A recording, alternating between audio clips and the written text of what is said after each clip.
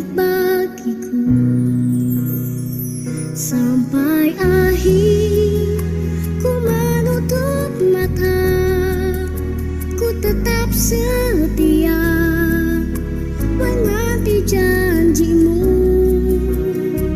Sampai ku dapatkan mahkota kehidupanku, ku tetap setia, ku melayanimu.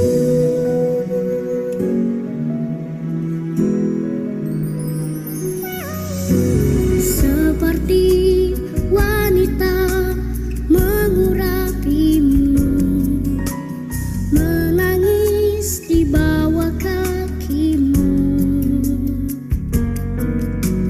Demikian hidupku mau mengasihimu, Yesus, Engkau baik bagiku.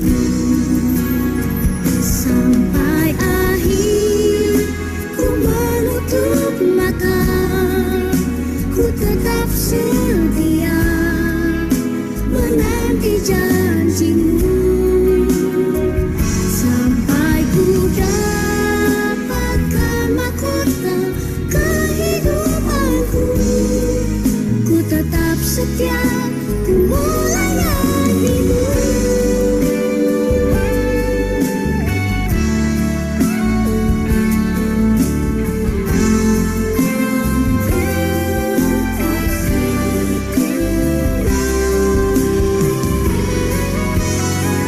Sampai akhir ku menutup mata, ku tetap setia menanti janjimu.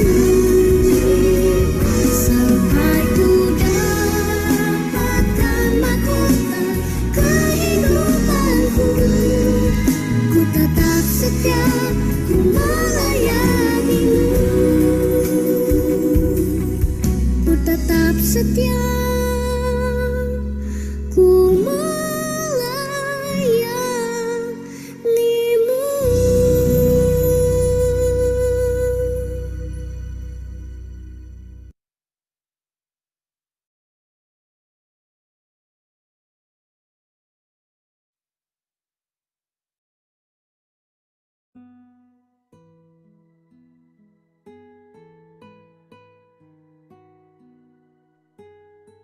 Ajar kami untuk tetap setia, Tuhan Yesus. Ajar kami untuk tetap setia untuk melayani, karena Engkau yang telah terlebih dahulu setia dengan kami. Terima kasih Bapa di surga, di dalam nama Yesus Tuhan. Sampai kami dapatkan mahkota kehidupan, biarlah Engkau dapati kami berjaga-jaga, tak mengerjakan keselamatan kami dengan takut dan gentar, dan tetap setia. Terima kasih Bapa di surga, demi nama Yesus Tuhan. Kami rindu untuk belajar kebenaran firman-Mu. Hanya dalam nama Yesus kami berdoa. Haleluya. Shalom, selamat pagi sahabat-sahabat BSS yang diberkati oleh Tuhan Yesus Kristus. Jumpa lagi bersama dengan kami di Gracia Hope Compassion Channel. Kami rindu setiap hari ada jiwa-jiwa yang boleh dibawa untuk kemuliaan nama Tuhan. Ada jiwa-jiwa yang beroleh kasih karunia Tuhan. Ada jiwa-jiwa yang setiap hari mendengarkan firman Tuhan dan mereka beroleh selamat. Saudaraku yang diberkati oleh Tuhan Yesus Kristus, pesan-pesan Tuhan di dalam Matius 24 sebelum Yesus harus menghadapi penyaliban adalah menunjukkan betapa pentingnya pesan-pesan orang sebelum dia meninggal dunia. Pasti dia sudah memberikan pesan-pesan wasiat yang harus diberikan. Dan pesan-pesan Tuhan itu adalah supaya umatnya mempersiapkan diri, supaya umatnya itu mendengarkan nasihatnya sebelum dia kembali ke rumah Bapa. Karena dia kembali ke rumah Bapa untuk melihat gerejanya bertumbuh, untuk melihat gerejanya menjadi gereja yang penuh dengan iman. Saudara, firman Tuhan pada pagi hari ini, berjaga-jagalah dan tetap setia. Saudara, karena Tuhan sudah kembali ke surga dan dia akan datang kembali dengan wujud yang penuh dengan kemuliaan. Dia datang dalam kuasa, dalam kemuliaan, dalam kedahsyatan yang tidak sama seperti ketika pertama kali dia datang di dalam tubuh manusia yang fana, tubuh manusia yang seringkali dihina, bahkan dianiaya, disesah, disiksa, disalibkan, mereka akan melihat dia akan menjejakkan kakinya di Bukit Zaitun sebagai pribadi yang berkuasa. Selama masa dia belum kembali pada kali yang kedua, saudara, itulah saatnya gereja Tuhan untuk mempersiapkan diri dengan sebaik-baiknya menjadi gereja Tuhan yang siap untuk diangkat sebagai mempelai Kristus. Matius 24 ayat 37 hingga 44. Mari kita bacakan firman Tuhan ini bersama-sama. Sebab sebagaimana halnya pada zaman Nuh, demikian pula halnya kelak pada kedatangan Anak Manusia. Sebab sebagaimana mereka pada zaman sebelum air bah itu makan dan minum, kawin dan mengawinkan, sampai kepada hari Nuh masuk ke dalam bahtera. Dan mereka tidak tahu akan sesuatu sebelum air bah itu datang dan melenyapkan mereka semua. Demikian pula lah halnya kelak pada kedatangan Anak Manusia. Pada waktu itu kalau ada 2 orang di ladang, yang seorang akan dibawa dan yang lain akan ditinggalkan. Kalau ada 2 orang perempuan sedang memutar batu kilangan, yang seorang akan dibawa dan yang lain akan ditinggalkan. Karena itu berjaga-jagalah, sebab kamu tidak tahu pada hari mana Tuhanmu datang. Tetapi ketahuilah ini, jika Tuhan rumah tahu pada waktu mana, pada malam hari pencuri akan datang, sudahlah pasti ia berjaga-jaga dan tidak akan membiarkan rumahnya dibongkar. Sebab itu hendaklah kamu juga siap sedia, karena Anak Manusia datang pada saat yang tidak kamu duga. Sahabat-sahabat BSCC yang diberkati oleh Tuhan Yesus Kristus, Tuhan mengumpamakan keadaan manusia pada akhir zaman adalah seperti pada zaman Nuh. Saudara, pada waktu itu pun manusia dan penduduk sudah sangat-sangat banyak, saudara. Dan ketika Nabi Nuh membangun bahtera, jadi olok-olok. Bagaimana mungkin membangun bahtera di daratan? Bahkan dia diolok-olok karena memberitakan bahwa air bah itu akan ada. Dan tidak akan mungkin ada air bah itu akan dicurahkan dari langit di dunia pada waktu itu, saudara. Dan ketika Nuh sibuk, dikatakan bahwa Nuh adalah orang yang beroleh kasih karunia. Dan Nuh melakukan tepat seperti apa yang Tuhan mau. Dan dia naik ke bahtera tepat pada waktunya. Sehingga dia tidak terdampak air bah. Bahkan dia dengan setia, dia dengan taat. Dia membawa anak-anaknya, Sem, Ham, dan Yafet bersama istri-istri mereka. Bersama dengan hewan-hewan ternak yang Tuhan perintahkan masuk ke dalam bahtera. Dia taat, saudara. Dia melakukan tepat seperti apa yang Tuhan mau pada saat orang-orang tidak percaya bahwa air bah itu akan datang. Tuhan memperingatkan kita, sebagaimana pada zaman dulu, demikian pula halnya kelak pada kedatangan Anak Manusia. Orang yang taat, orang yang mempersiapkan diri akan masuk bahtera keselamatan. Sebab sebagaimana mereka pada zaman sebelum air bah itu, makan dan minum, kawin dan mengawinkan sampai pada hari Nuh masuk ke dalam bahtera. Saat di mana Nuh sudah mempersiapkan bahtera, orang-orang yang hidup di dalam keduniaan tetap hidup sebagaimana mereka hidup di dunia ini tanpa mempersiapkan untuk masuk ke dalam bahtera. Mereka makan minum, kawin dan mawin, bikin pesta, dan seolah-olah hidup itu akan masih lebih lama lagi. Bapak Ibu Saudaraku yang diberkati, ketika Nuh mempersiapkan diri, orang-orang lain sibuk dengan kehidupan yang sewajarnya, yang sebagaimana biasanya lah. Bukankah kita juga seperti itu, saudara? Lahir, bertumbuh, sekolah, kemudian kuliah, dewasa, menikah, punya anak lagi, mengawinkan lagi, kawin lagi, mengawinkan lagi, anak lagi, cucu lagi, dan seterusnya. Pola siklus hidup yang seolah-olah kita itu akan hidup selama-lamanya di dunia ini. Saudaraku yang diberkati, Tuhan bilang bahwa usahakan kesejahteraan kota di mana engkau tinggal. Ya memang engkau harus hidup, engkau harus ada di sana, engkau harus tinggal di sana, mengupayakan dengan bekerja apapun yang akan engkau lakukan. Namun satu hal Bapak Ibu Saudaraku yang diberkati oleh Tuhan Yesus Kristus, jangan pernah lalai mempersiapkan diri untuk masuk ke dalam bahtera. Nuh tidak lalai dengan perintah Tuhan. Dia setia, dia taat, dia membuat bahtera itu bahkan dari kayu gofir yang seperti apa yang Tuhan mau. Dan dia selamat. Tapi kalau dia tidak peka dengan suara Tuhan, dia tidak masuk bahtera tepat pada waktunya, dia juga akan binasa. Tetapi karena orang-orang pilihan, maka Tuhan mempersingkat waktunya supaya kamu tidak binasa, melainkan beroleh hidup yang kekal. Nah, saudaraku, peringatan Tuhan bagi kita. Jangan engkau sibuk dengan kehidupanmu di dunia ini sampai engkau melupakan mempersiapkan diri untuk kedatangan Tuhan pada kali yang kedua.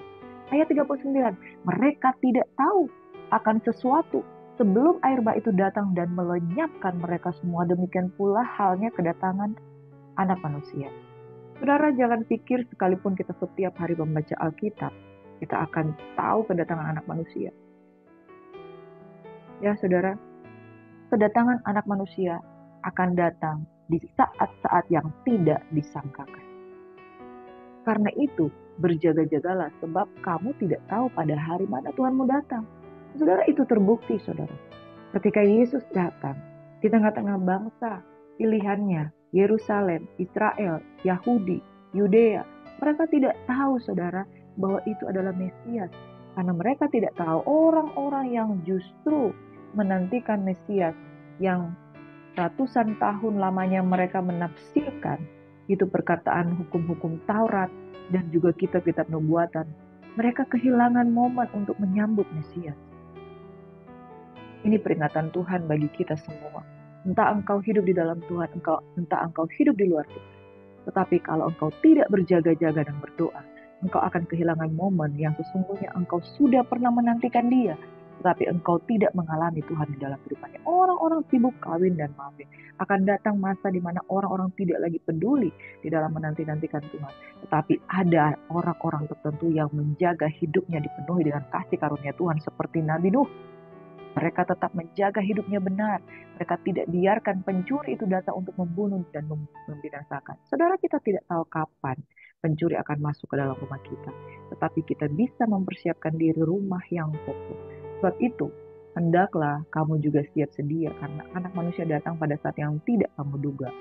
Ayat yang ke-43, jika tuan rumah tahu pada waktu mana pada malam hari pencuri akan datang, sudahlah pasti ia berjaga-jaga dan tidak akan membiarkan rumahnya dibongkar.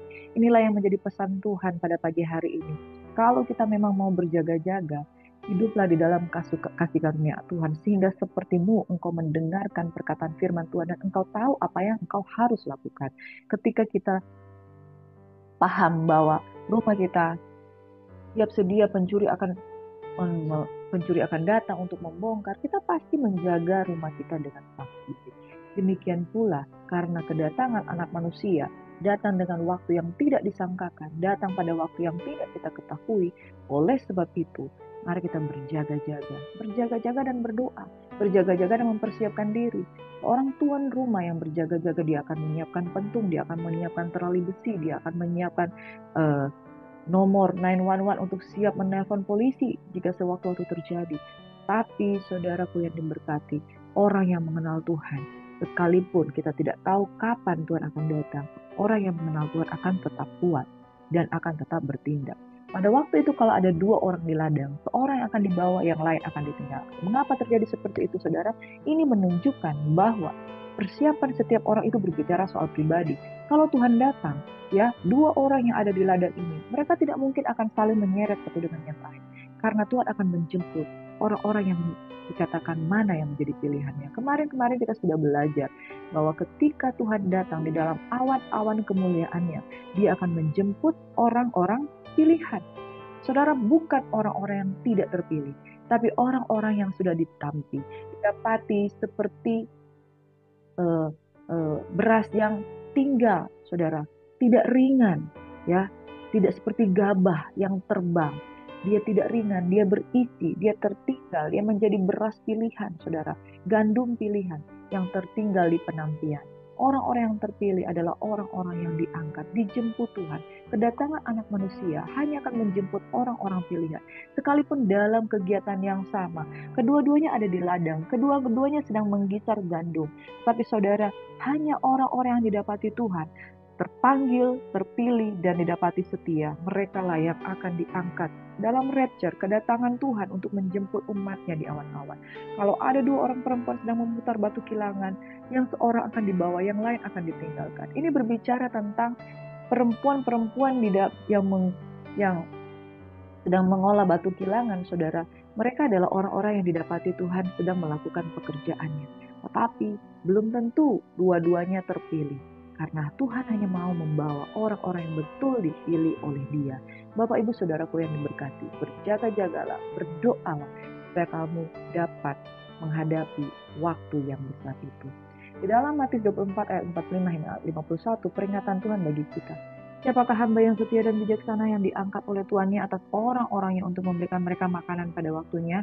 Berbahagialah hamba yang didapati tuannya melakukan tugasnya itu ketika tuannya itu datang. Aku berkata kepadamu, sesungguhnya tuannya itu akan mengangkat dia menjadi pengawas segala miliknya.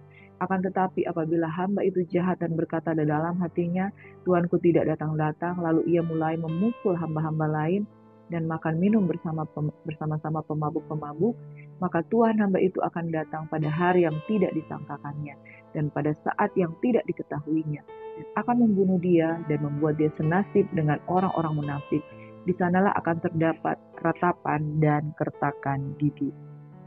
Saudaraku, siapakah hamba yang setia dan bijaksana yang diangkat oleh tuannya atas orang-orangnya untuk memberikan mereka makanan pada waktunya? Berbahagialah hamba yang didapati tuannya melakukan tugasnya itu ketika tuannya itu datang. Saudara, berjaga-jaga dan berdoa, berbicara ketika kita sedang melakukan pekerjaan Tuhan. Jangan engkau berhenti di tengah jalan. Kadangkala ada orang melayani Tuhan, kemudian dia mulai down, dia mulai meninggalkan Tuhan, dia mulai kecewa dengan Tuhan. Matius 11 ayat 6 firman Tuhan berkata, berbahagialah orang yang tidak menjadi kecewa dan menolak aku. Jikalau engkau betul-betul adalah hamba Tuhan, maka engkau melayani Tuhan tanpa mengharapkan balasan. Maka engkau akan melayani Tuhan dan didapati tuannya melakukan tugasnya itu. Dan di dalam Lukas 17 ayat 10 kita akan berkata seperti ini, kami adalah hamba-hamba yang tidak berguna, kami hanya melakukan apa yang harus kami lakukan, apa yang harus kami kerjakan, apa yang harus kami selesaikan. Karena hamba-hamba itu diperintah oleh Tuhan, hamba-hamba itu dikuasai oleh tuannya. Hamba itu tidak seperti budak. Kalau budak itu dipaksa-paksa, tetapi kalau hamba, dia sudah diberikan kebebasan. Di tahun yang ketujuh, seorang budak, dia diberikan pilihan. Kalau di tahun ketujuh, tuannya akan melepaskan dia, dia boleh pergi. Tetapi kalau dia ingin terus menjadi hamba dari tuannya, di tahun yang ketujuh, dia akan berkata kepada tuannya, aku nyaman di sini, aku memilih tinggal di sini, dan aku mau melayani engkau seumur hidupku. Saudara, kita bukanlah budak, tapi kita adalah doulos, kita adalah hamba. Hamba-hamba yang memberi dirinya untuk melayani tuannya dengan sukarela. Karena kita tahu, berada di dalam rumah tuannya itu aman. Berada di dalam tuannya ada kesukaan. Saudara, ketika kita melayani, kita tidak diperbudak, tetapi kita menjadi hamba, bukan menjadi hamba dosa. Ketika kita tinggal di dalam dosa, kita menjadi budak daripada dosa. Tetapi ketika kita dibebaskan oleh Tuhan, kita memberikan diri kita menjadi hamba dari kebenaran. Dan kita ketika memberikan diri sebagai hamba kebenaran, kita mengerjakan kebenaran itu dengan aktif dan gentar. Saudara, aku berkata kepadamu, sesungguhnya tuannya itu akan mengangkat dia menjadi pengawas segala miliknya. Akan tetapi apabila hamba itu jahat dan berkata dalam hatinya, tuanku tidak datang-datang, lalu ia mulai memukul hamba-hamba lain dan makan minum bersama pemabuk-pemabuk, maka tuan hamba itu akan datang pada hari yang tidak disangkakannya dan pada saat yang tidak diketahuinya. Saudara, orang-orang yang lengah, orang-orang yang lalai, orang-orang yang ketika menantikan Tuhan mulai tidak sabar, mulai gelisah, dan kemudian ketika mereka menanti-nantikan Tuhan, mulai tergoda dengan berbagai-bagai macam hal. Mereka akan bertengkar dengan sesama hamba-hamba yang lain karena kurang kerjaan. Akhirnya memperdebatkan teologi, memperdebatkan pelayanan, memperdebatkan keuangan gereja, memperdebatkan perpuluhan, memperdebatkan aset-aset gereja, sibuk dengan urusan-urusan yang akhirnya mengenyangkan perut mereka, mengenyangkan keduniawian mereka. Karena mereka dapati, Tuhan kok tidak datang-datang. Mereka menjadi bosan dan melakukan hal-hal yang merusak. Memukul hamba-hamba yang lain, berbicara tentang perpecahan di dalam gereja oleh karena mereka tidak lagi fokus menantikan Sang Juru Selamat kembali pada kedatangan yang kedua kali, tetapi mereka sibuk memukul hamba-hamba yang lain. Mereka keluar dari target. Mereka tidak lagi di dalam target, fokus kepada Tuhan, menantikan Tuhan. Makan minum bersama pemabuk-pemabuk, berbicara tentang godaan itu yang membuat mereka kompromi dengan dunia, akhirnya hanyut dengan keadaan dunia ini. Bapak Ibu Saudaraku yang diberkati oleh Tuhan Yesus Kristus, orang yang didapati tuannya tidak mengerjakan tugasnya, maka dia akan mengalami kebinasaan. Bapak Ibu Saudaraku yang diberkati, pagi hari ini Tuhan mengingatkan kita, berjaga-jagalah dengan sungguh-sungguh. Berjaga-jaga itu sikapnya seperti Nuh, yaitu ketika dia beroleh kasih karunia Tuhan, dia tidak menyalahgunakan kasih karunia. Bukankah ada banyak orang yang memanfaatkan kasih karunia hanya untuk beroleh pengampunan, lalu kemudian meminta mujizat sebanyak-banyaknya, tapi dia tidak mengembalikan untuk kemuliaan Tuhan. Ada orang yang diselamatkan, tinggal di dalam kasih karunia Tuhan, tetapi mereka tidak hidup setia di dalam. Belajar dari Nuh, dia beroleh kasih karunia Tuhan. Beroleh kasih karunia Tuhan, tapi dia tetap taat melakukan perintah Tuhan. Yaitu apa? Membangun bahtera, tutup telinga terhadap omongan orang, tutup telinga terhadap godaan duniawi. Hei, kamu bodoh, ngapain kamu bangun bahtera? Ngapain kamu menanti-nantikan Tuhan? Ini kita senang-senang aja. Saudaraku yang diberkati, orang yang berjaga-jaga itu sifatnya aktif, tidak pasif. Orang yang berjaga-jaga itu ada yang dia lakukan, ya, kasih karunia dia yang membantu dia untuk melakukan seluruh perintah Tuhan dengan setia. Saudara, orang yang berjaga-jaga itu aktif, memperoleh kasih karunia Tuhan, peka mendengar suara Tuhan, melakukan tepat seperti apa yang Tuhan mau, dan kemudian dia peka dengan Roh Kudus, dia peka dengan Tuhan, dia masuk bahtera tepat pada waktunya. Dan ingat, yang terakhir, dia membawa seisi keluarganya masuk dalam bahtera. Bapak Ibu Saudaraku yang diberkati, orang yang berjaga-jaga ketika diberikan kesempatan untuk menanti-nantikan Tuhan, kita tidak tahu kapan Tuhan akan datang, tetapi selama menanti-nantikan Tuhan, Nuh melibatkan keluarganya untuk membangun bahtera. Ingat saudara, kalau engkau mau takut akan Tuhan, jangan selamat sendiri. Ada keluargamu yang perlu engkau injili tiap-tiap hari. Jangan putus asa dan melihat, oh istriku tidak mungkin bertobat, suamiku tidak mungkin mengenal Tuhan. Hei saudaraku, kalau engkau menjadi garam dan terang, orang akan melihat perbuatanmu dan memuliakan Tuhan. Apakah ada orang yang tahan dengan kasih Tuhan yang begitu besar? Mereka tidak akan tahan, mereka akan menyerah, mereka akan bertobat. Jadi kalau saudara sudah puluhan tahun mempersiapkan diri menyambut kedatangan Tuhan pada kali yang kedua, lalu saudara melihat ternyata keluarga saudara tidak ada yang menerima dampak dari kesetiaanmu dengan Tuhan, saudara harus cross check kembali. Apakah saudara menjadi garam dan terang dalam rumah tangga? Suami tidak menangkap kesetiaanmu kepada Tuhan, malah suami mengejek engkau karena engkau setia, tapi perbuatanmu tidak seperti orang yang beribadah. Nah, saudara, kita harus cross check kehidupan kita. Nuh, bukan saja dia beroleh kasih karunia Tuhan, bukan saja dia peka dengan Roh Kudus, bukan saja dia setia dan tak melakukan perintah Tuhan, tapi dia membawa seluruh keluarganya masuk di dalam Tuhan. Firman Tuhan katakan kepada perwira yang bernama Kornelius, satu orang diselamatkan, maka seluruh isi keluargamu diselamatkan. Maka dia memberi dirinya dibaptis dan seluruh keluarganya. Saudara, kalau kita mau keselamatan Tuhan ada di dalam kehidupan kita, bawa keluarga kita, keluarga besar, keluarga inti, semuanya kita bawa ke hadapan Tuhan. Karena tugas Tuhan yang dia berikan kepada kita adalah amanat agung. Pergi, jadikan segala bangsa muridku. Jangankan segala bangsa, seluruh isi rumahmu saja tidak selamat, bagaimana mungkin engkau bisa menginjil kepada bangsa-bangsa? Mulailah menjadi saksi. Ketika Roh Kudus turun di atasmu, maka engkau akan menjadi saksiku di Yerusalem, Yudea, Samaria, sampai ke ujung bumi. Berbicara soal dampak, Nuh berdampak, paling tidak kepada keluarganya, kepada orang-orang yang di luar rumahnya. Mereka tidak mau mendengarkan dia, itu urusannya. Itu sebabnya saudara sama katakan, berjaga-jaga itu tidak pasif, tetapi berjaga-jaga itu aktif.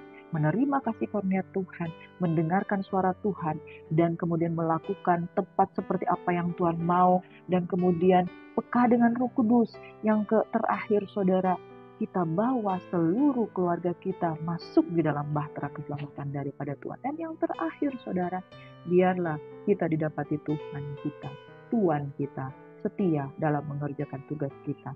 Jangan sampai karena terlalu lama menunggu, saudara akhirnya bukan lagi hamba Tuhan, tapi menjadi hamba iblis, hamba daging, hamba dosa, hamba uang, hamba dari perbudakan segala macam bentuk kedagingan. Berjaga-jagalah dan tetaplah setia. Kita tidak tahu kapan Tuhan datang, tetapi kita dapat memiliki pilihan untuk terus tinggal dalam kasih karunia Tuhan, mendengarkan suara Tuhan, taat melakukan apa yang Dia mau, aktif di dalam memberitakan Injil, ya, terus aktif di dalam memberitakan keselamatan itu, tapi mereka yang tidak mau mendengar. Dan alhasil satu keluarganya diselamatkan, yang lain tidak, karena dia sudah melakukan apa yang Tuhan mau. Mari saudara, mungkin Tuhan belum datang, tapi bagian kita adalah melakukan tugas kita, memberitakan Injil. Setidak-tidaknya saudara, keluarga kita seluruhnya harus mengalami keselamatan Tuhan. Amin. Yang penting di sini ialah ketekunan orang-orang kudus yang menuruti perintah Allah dan iman kepada Yesus. Maka Yesus akan datang di dalam awan-awan kemuliaannya ketika Dia menjemput umatnya, orang pilihannya. Satu akan diangkat, yang lain akan ditinggalkan. Berbicara hanya orang-orang pilihan yang akan diangkat. Dialah kita didapati Tuhan setia dan terangkat. Mereka akan berperang melawan anak domba, tetapi anak domba akan mengalahkan mereka karena Ia adalah Tuhan di atas segala Tuhan dan Raja di atas segala Raja. Mereka bersama-sama dengan Dia juga akan menang, yaitu mereka yang terpanggil, yang telah dipilih, dan yang setia. Tuhan Yesus kiranya memberkati kita. Mari kita satu dalam.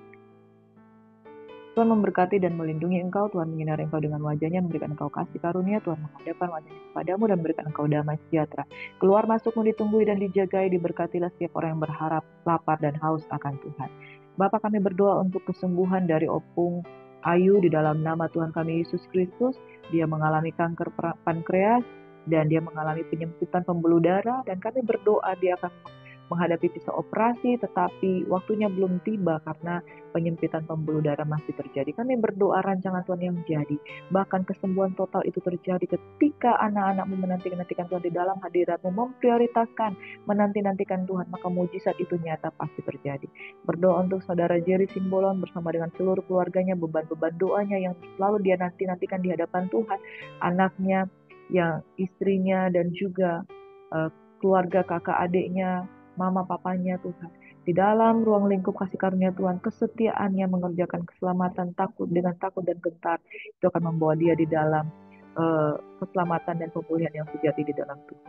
Hamba-hambamu yang menelpon kami, yang mengatakan dalam masalah keuangan, masalah rumah tangga, masalah perceraian, Bapa, di dalam nama Yesus, Tuhan campur tangan Bapa. Segala sakit penyakit, bahkan masalah pergumulan mereka, Engkau Tuhan yang berperkara, dan Engkau yang menjadikan mereka menjadi lebih daripada pemenang. Taat dan setia menantikan Tuhan, berjaga-jaga dan tetaplah setia, maka Engkau akan didapati Tuhan menjadi anak-anak yang dikasihi. Tuhan akan membawa pada keselamatan orang yang bertahan sampai pada kesudahannya pasti selamat. Dalam nama Yesus, biarlah kasih karunia Bapa menyertai kehidupan kami sepanjang hari ini. Kami diberkati dalam nama Yesus. Semua yang mengasihi Tuhan sama-sama katakan. Shalom Bapak Ibu Saudaraku yang diberkati, kiranya sepanjang hari ini engkau dan saya diberkati oleh Tuhan. Satu jiwa, satu hari. Pastikan engkau bawa berita Injil keselamatan. Paling tidak untuk Yerusalem, yaitu keluargamu, Yudea, tempat kerjamu, Samaria, bahkan sampai ke ujung bumi di mana engkau tidak mengenal siapapun, tapi engkau menyampaikan Injil. Injil itu penting, karena Injil itu adalah berita kabar baik. Yesus mengasihi kita. Shalom and God bless you. Jadilah terang, jadilah berkat hari ini. Tuhan Yesus memberkati.